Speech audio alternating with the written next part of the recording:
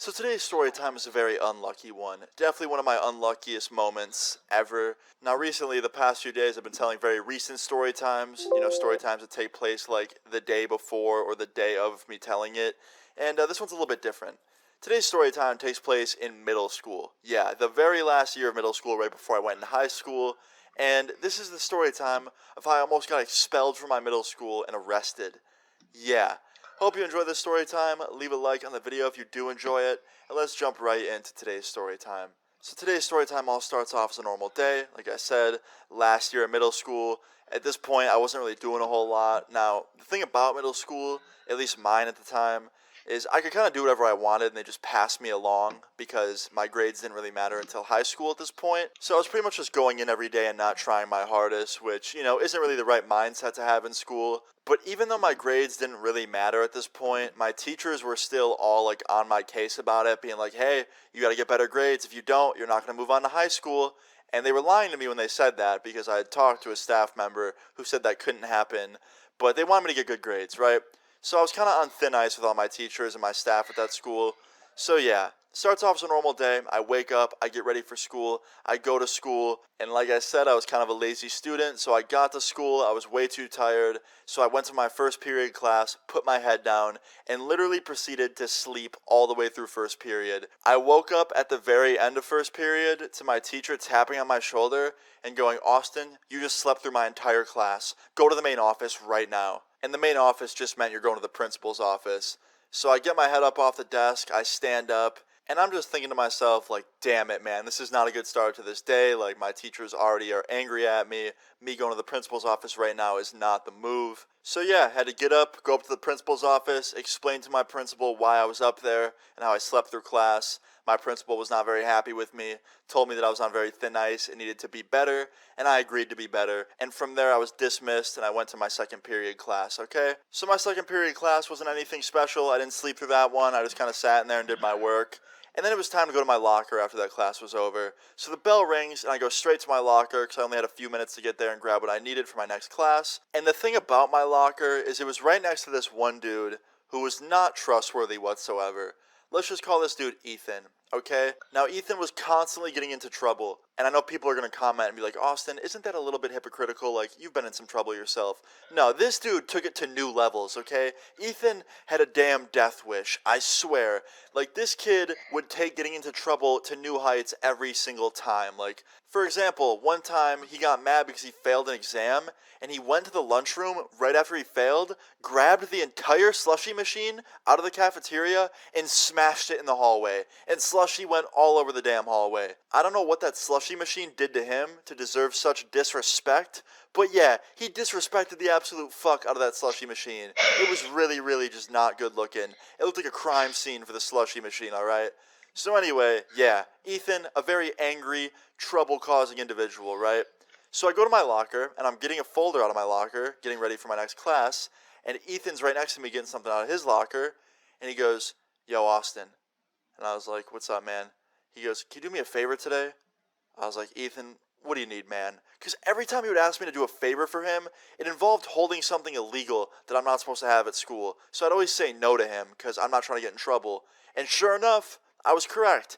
He goes, yo, I left my pocket knife in my backpack today. Like, I can't have this shit on me. I'll get expelled if they find it. Can you take it for the day? I'm like, bro, you just admitted that it would get you expelled if you were caught with it. So why would I want it on me? Like, I'll get expelled if I'm holding that thing. He's like, dude, trust me, you won't. You're a goody two-shoes. You'll be fine. So I just tell him, I'm like, Ethan, are you forgetting that we're in middle school still? Like, we're 1 year away from high school. And if I get caught holding your stupid knife because you're dumb and you brought it to school, I won't be able to go to high school at this school. So I would rather just not hold on to that, man. Sorry, like, you should probably get rid of it. Like, go throw it in the garbage outside or something. He's like, bro, I'm not throwing this knife out. My dad gave it to me for a birthday gift. I'm like, dude, I think your dad would understand that you needed to throw it away so you didn't get expelled from school. Like, I'm sure he'd be cool with that. He's like, I don't care, man. I don't want to throw it away. I like my knife. I'm like, all right, man, then take the chance. I don't know what to tell you. He goes, all right, fine, I will. Fuck you. And he slams his locker door shut and he walks away from me to his next class. So I turn around, I shut my locker, and I go to my next class. Now, I didn't think about this, but the thing about my school, both my high school and my middle school, is the lockers were fucked up. Like, beyond fucked up. They were all broken.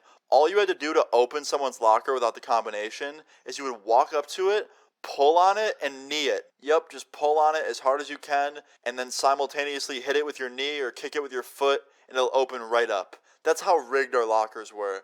So yeah, I didn't know it, but right after I walked away from my locker and turned the corner, Mr. Ethan, the slimy little fuck, turned around and ran back to our lockers. He got mine opened up, threw his knife inside of it, slammed the locker shut, and ran away.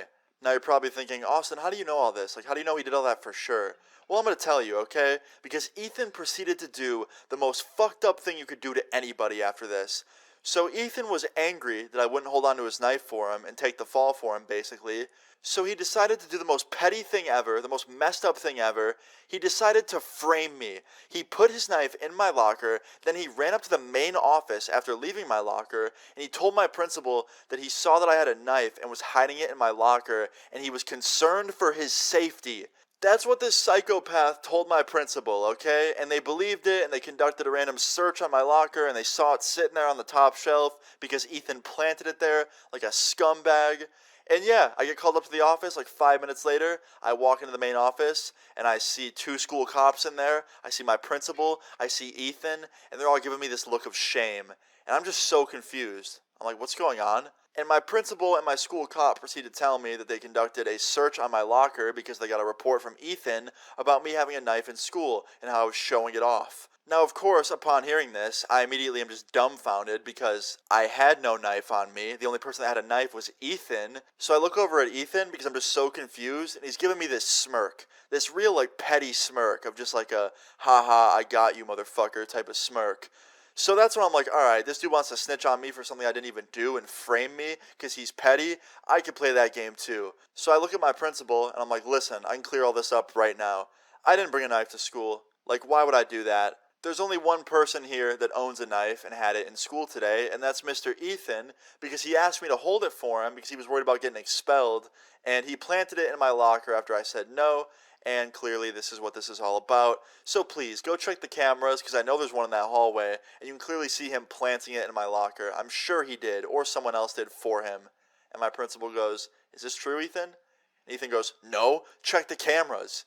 So that's exactly what they did. They checked the cameras right in front of us, and you can see Ethan's dumbass run back around the corner after I walk away from my locker and plant his knife in there, and then run up to the main office and frame me for it. Little scumbag. Like, how awful can you be, Ethan? I hope you're watching this video. So yeah, they ended up kicking Ethan out of our school. He couldn't go to our school any longer. He was expelled. He also got taken home in a cop car that day. And I was just in disbelief. Like, all he had to do was just say nothing and he probably would have been fine. But he decided to plant that in my locker and then try to frame me. Like, how evil can you get? So yeah, moral of this story is, don't fucking do that, okay? Dumbass Ethan.